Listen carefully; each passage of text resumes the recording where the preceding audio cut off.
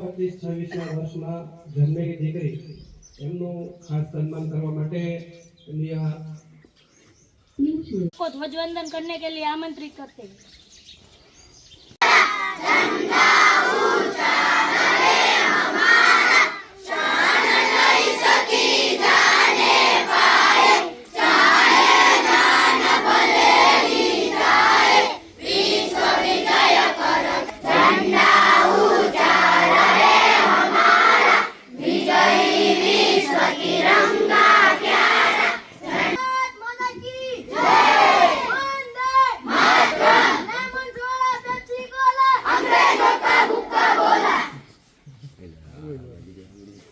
વિશ્રામ 1875 ના રોજ ગુજરાતના નડિયાદમાં થયો હતો. તેઓ ભારતના લોખંડી પુરુષ તરીકે પણ જાણીતા છે. વલ્લભભાઈ પટેલે બારડોલી સત્યાગ્રહનું સફળ નેતૃત્વ કર્યું એ માટે તેમને સરદારનું બિરુદ મળ્યું. તેઓ એક સફળ બેરિસ્ટર પણ હતા અને વકીલાતની પ્રેક્ટિસ છોડીને તેઓ ભારતની આઝાદીની લડતમાં જોડાયા હતા. તેઓ સ્વતંત્ર ભારતના પ્રથમ ગૃહમંત્રી પણ હતા. વલ્લભભાઈ પટેલે ભારતના 562 રજવાડાઓને એક કરી ભારતીય સંઘની રચના કરવામાં મહત્વની ભૂમિકા ભજવી હતી. ભારતને એક રાષ્ટ્ર તરીકે એક કરવા માટે તેમના યોગદાન બદલ તેમનો જન્મદિવસ 31 ઓક્ટોબર રાષ્ટ્રીય એકતા દિવસ તરીકે પણ ઉજવવામાં આવે છે. ગુજરાતમાં નર્મદા નદીના કિનારે તેમની યાદમાં સ્ટેચ્યુ ઓફ યુનિટી પણ સ્થાપિત કરવામાં આવી છે. તે વિશ્વની સૌથી ઊંચી પ્રતિમા પણ છે. 15મી ડિસેમ્બર 1950 ના રોજ તેમનું અવસાન થયું, પરંતુ રાષ્ટ્ર નિર્માણ માટે તેમનું યોગદાન હંમેશા અમર રહેશે. અસ્તુ જય જય ભારત. જ્યારે એને એવું બીડું ઝડપ્યું હતું કે આખા દેશને એકત્ર કર્યું હતું. છેલ્લે એમની યાદમાં જે પ્રતિમા બનાવવામાં આવે એ પ્રયત્ન કરી અને ત્યાં એમાં એનો ઉપયોગ કર્યો હતો. એ દર્શાવે છે કે એ યુનિટી, એકતા, કે બધા ભેગા રહો. જ્યાં સુધી ભેગા રહેશો ત્યાં સુધી શ્રેષ્ઠ રહેશો, મજબૂત રહેશો, બળવાન રહેશો અને અડીખમ રહેશો. જ્યાં સ્વચ્છતા હોય છે ત્યાં ઈશ્વરનો વાસ થાય છે. ઉપરયુક્ત કડી મુજબ એનું એમ કહેવા માંગે છે. અને જ્યાં આપણે સ્વચ્છતા માત્ર દેખાવ પૂરતી રાખવાની હોતી નથી, તે આપણા તંદુરસ્ત જીવનનો પાયો છે. ગંદકી રોગો ફેલાવે છે અને પર્યાવરણને પણ નુકસાન પહોંચાડે છે. જેમ કે પ્લાસ્ટિક તે 100 કે 200 વર્ષ સુધી પણ તેમને તેમ જ રહે છે અને તે પર્યાવરણને સૌથી વધુ નુકસાન પહોંચાડે છે. આપણે સ્વસ્થ રહીશું તો આપણે સ્વચ્છતા રાખવાથી આપણને બીમારીઓથી રક્ષણ મળશે અને આપણા મનને પ્રફુલ્લિત બનાવશે. આપણે આપણી શાળા, શેરી અને ગામને સ્વચ્છ રાખવું જોઈએ અને કચરો હંમેશા કચરા પેટીમાં જ નાખવો જોઈએ. આપણે સૌ મળીને સંકલ્પ કરીએ કે આપણે સૌ મળીને આપણા દેશને સ્વચ્છ બનાવશું અને કચરો હંમેશા કચરા પેટીમાં જ નાખીશું. અસ્તુ જય હિન્દ, જય ભારત. સાર્થક કરતી રજૂઆત અખિલેશભાઈ કરી. આભાર. આજના દિવસે આપણે બધા મોડા પ્રસંગ પણ હોવાથી વાલીગણ ઓછું આપણી વચ્ચે ઉપસ્થિત છે. પછી બીજી વાત એ કહી દઉં કે ક્યારેય બહોળો પ્રચાર કરીને નહીં, હું આગલા દિવસે ટાઈમ મળે અથવા યાદ આવ્યું હોય તો આગલા દિવસે, બાકી સવારમાં છે ને જ્યાં રસ્તામાં વલ્લભનો પછી એસએમસીના સભ્યો અને વાલા વિદ્યાર્થી મિત્રો સાહેબે આવીને પહેલા તરત જ વાત કરી કે હું ગામમાં એન્ટર થયો તો એ સ્કૂલે માત્ર ને માત્ર 5 વિદ્યાર્થી હતા. સ્વચ્છતાની વાત કરી. સ્વચ્છતા નિમિત્તે હવે આપણે ગામમાંની જે બધી મેન બજારો છે બધેથી વાળ કઢાવી નાખવાની છે. એટલે અત્યારે કોઈ વાલીઓ છે નહીં, એટલે દરેક વિદ્યાર્થી પોતપોતાના વાલીઓને જઈને કહી દે ઘરે કે આવી રીતે છે. આપણે ટૂંક સમયમાં નોટિસ પણ આપવાના છીએ અને પછી ગામમાંની બધી વાળીઓ કાઢી નાખવાની છે. બરાબર? એટલે એ રીતે ઘરે જઈને પોતપોતાના વાલીઓને કહી દેવાનું છે. જય હિન્દ.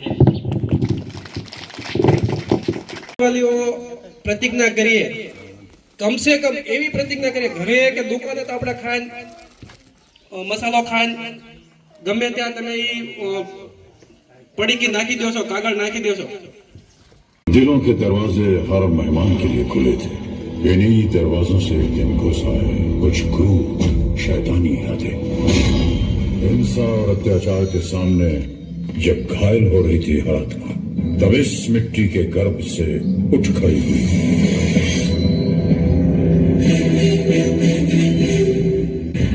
मैं लक्ष्मीबाई प्रतिज्ञा करती हूँ, जब तक मेरे शरीर में रक्त है, मैं पूर्ण निष्ठा से झांसी की सेवा करूंगी।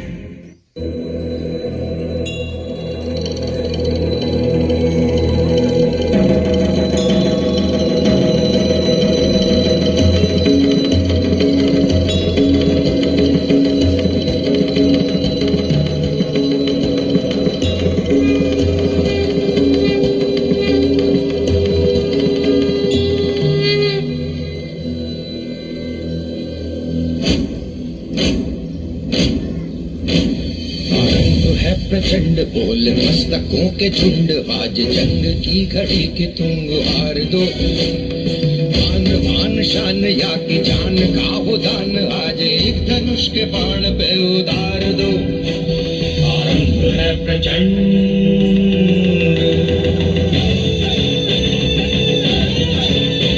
मैं वो मशाल बनूंगी जो हर भारतीय के अंदर आजादी की भूख बनकर दहकेगी। संकल्प बोल के हम तो निकल पड़े, हर द्वार खोल के गगन कहे विजयी भव, विजयी भव।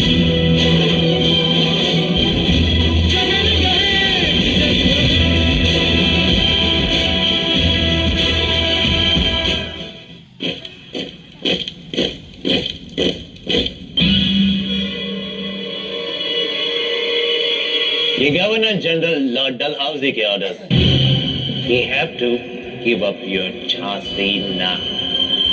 हम अपनी झांसी नहीं देंगे, झांसी हम हिंदुस्तानियों की ही है।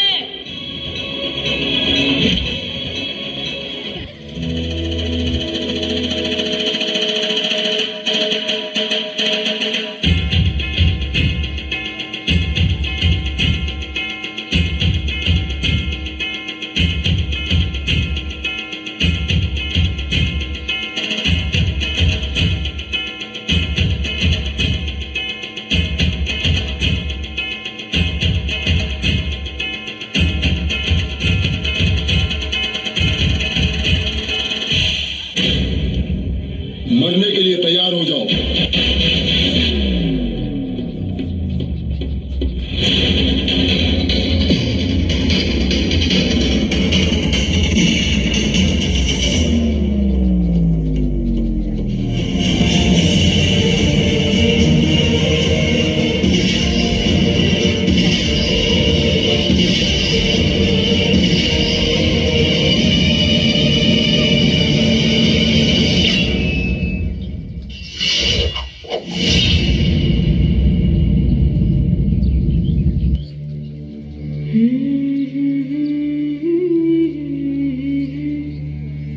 देश से है प्यार तो हर पल ये कहना चाहिए,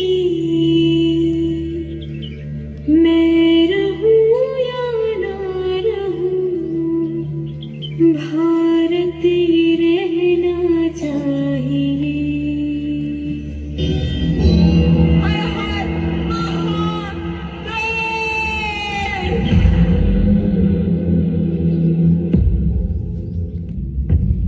बड़ी मर्दानी थी वो, झांसी वाली रानी थी वो।